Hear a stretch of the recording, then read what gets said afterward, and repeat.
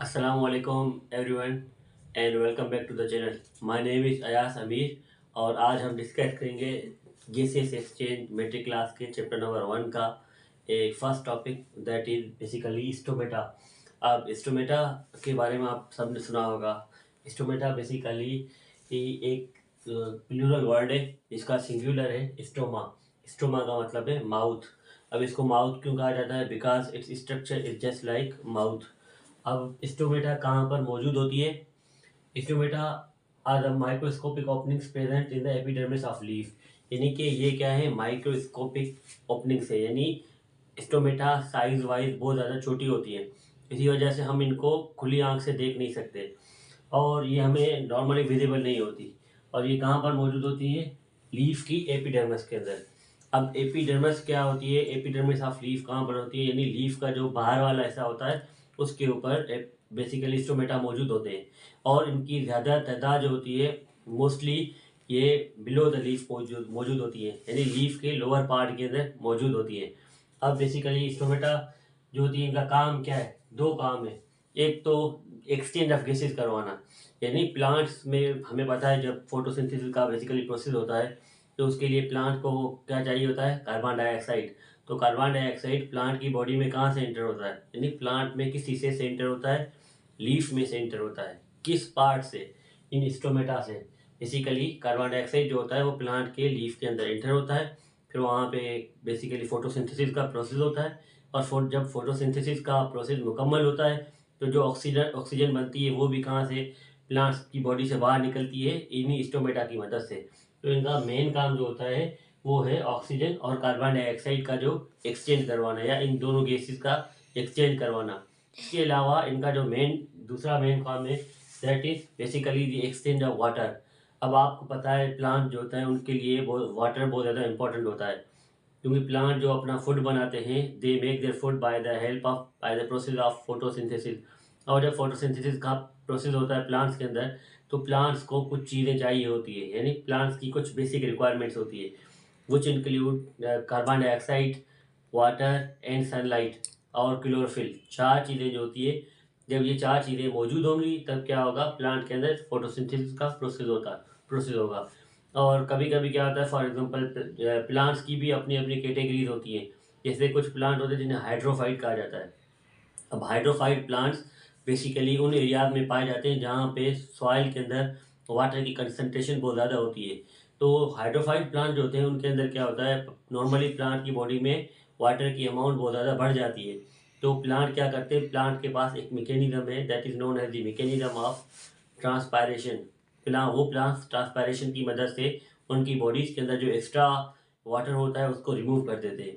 तो बेसिकली वो जो वाटर रिमूव करते हैं वो भी इन्हीं स्टोमेटा की मदद से रिमूव करते हैं। कभी हम वॉक वगैरह पे जाते हैं ना, तो जो फूल होते हैं उनके जो पत्ते होते हैं उनके ऊपर शबनम पड़ी होती है, यानी बेसिकली छोटे छोटे वाटर के ड्रॉप्स मौजूद होते हैं। तो वो ड्रॉप्स वहाँ पर कहाँ से आते हैं? वो स्टोमेटा से ही रिलीज होते हैं। तो बेसिकली स्टोमेटा जो स्ट्रक्चर है ये माइक्रोस्कोपिक पोर्स है। कहाँ पर मौजूद होते हैं? प्लांट के लीफ के ऊपर मौजूद होते हैं। ये हमने पढ़ा। दूसरा इनका फंक्शन क्या है? ऑक्सीजन और कार्बन डाइऑक्साइड का एक्सचेंज करवाना और वाटर का रिमूवल करवाना। ये जो है बेसिकली इसके फंक्शन है। अब पहले हम बेसिकली इनकी स्ट्रक्चर के बारे में पढ़ लेते हैं कि स्टोमेटा जो है वो बेसिकली सराउंडेड होते हैं, यानी स्टोमेटा के बाहर जो होते हैं दो सेल्स होते हैं जिन्हें गार्ड सेल्स कहा जाता है। यानी guard cells are basically special type of cell that surround stomata. अब इनको गार्ड सेल क्यों कहा जाता है?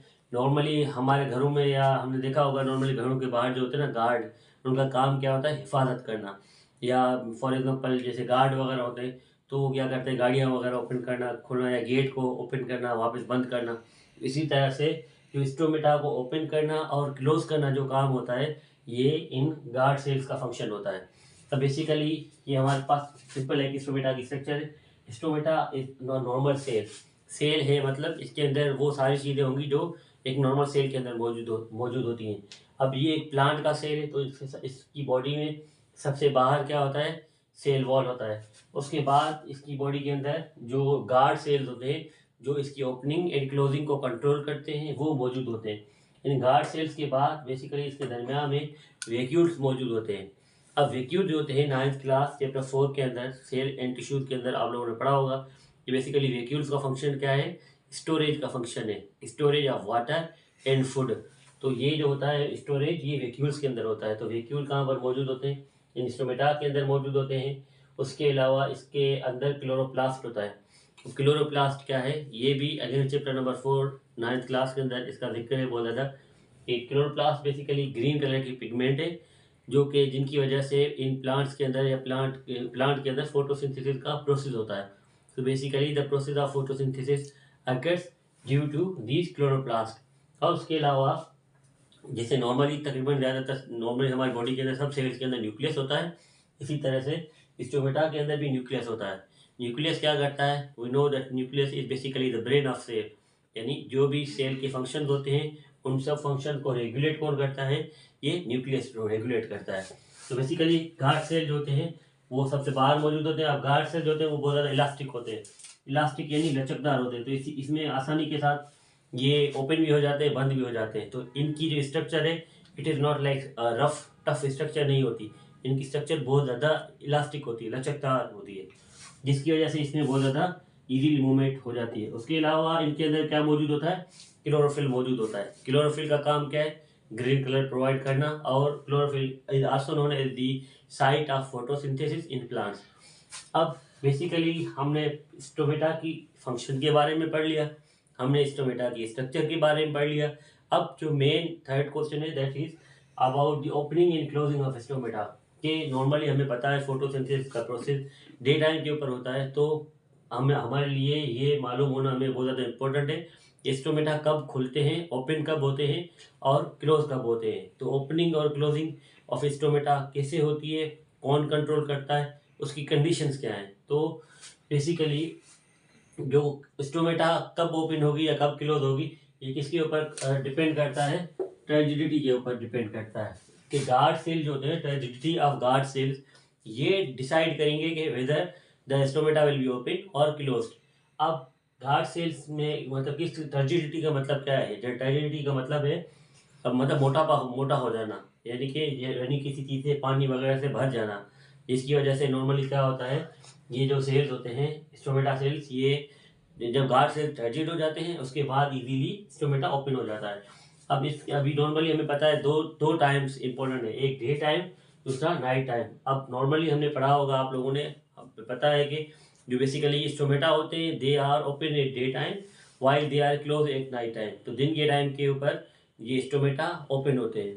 तो स्टोमेटा ओपन क्यों होते हैं हमें पता है अभी, क्योंकि दिन के टाइम के ऊपर होता है द प्रोसेस ऑफ फोटोसिंथेसिस, यानी प्लांट जो अपना खाना बनाते हैं, हमें पता है plant are autotroph, so they make their own food. तो प्लांट जो अपना फूड बनाते हैं वो कब बनाते हैं, कब मैन्युफैक्चर करते हैं, दिन के टाइम के ऊपर मैन्युफैक्चर करते हैं। तो जब सुबह यानी सनलाइट होती है, सनलाइट राइज होती है, सूरज के निकलने के बाद बेसिकली क्या होता है कि प्लांट के जो लीव्स होते हैं उनके अंदर जो जो चीज़ें इंपॉर्टेंट होती है फोटोसिंथेसिस के लिए, वो सब चीज़ें अक्यूमुलेट होना या जमा होना शुरू हो जाती हैं।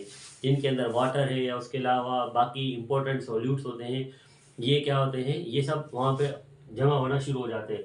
तो जैसे जैसे सॉल्यूट्स वगैरह प्लांट के लीफ के अंदर जमा होंगे, अक्यूमुलेट होंगे, इस तरह से क्या होगा, ये जो गार्ड सेल्स मौजूद होते हैं इन गार्ड सेल्स ये टाइटेड बन जाते हैं, इनके अंदर भी वाटर वगैरह इंटर होना शुरू हो जाएगा, इनके अंदर भी बेसिकली डिफरेंट टाइप के सॉल्यूट्स इंटर होना शुरू हो जाएंगे। तो जब सॉल्यूट्स वगैरह इंटर होंगे तो क्या होगा, ये जो सेल्स हैं ये टर्जिड बन जाएंगे।